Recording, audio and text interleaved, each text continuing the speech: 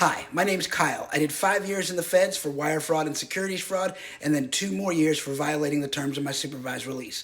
I'm off paper now, and I've got some tips for you here on federal prison. For more information, visit razorwiremedia.com.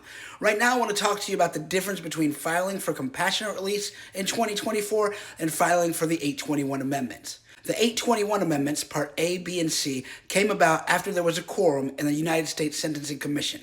The amendments were passed and then went into effect in November, and people were able to take advantage of the effects of those amendments on February 1st, 2024.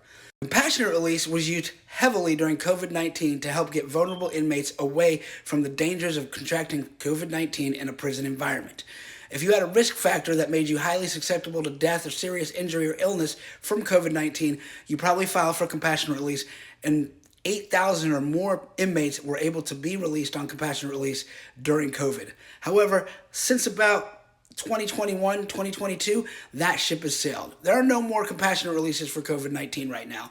And when it's a regular time in the feds, compassionate release has a very high bar to cross. That's because it's a moral decision for the judge. The judge needs to weigh your health issues versus your crime. Now, the difference between compassionate release and the 821 motion is the 821 has no moral issue. Either you're eligible or you're not.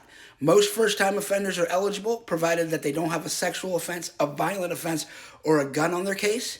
And if you receive status points because you committed your crime and were sentenced while you were on probation or parole, you're also eligible. That's Part A. Also, marijuana charges are Part C. We'll go over that later. But the big difference between filing a compassionate release in 2024 versus filing for that 821 reduction in your time is the morality clause. The judge doesn't have to weigh you morally. It's either you're eligible or you're not.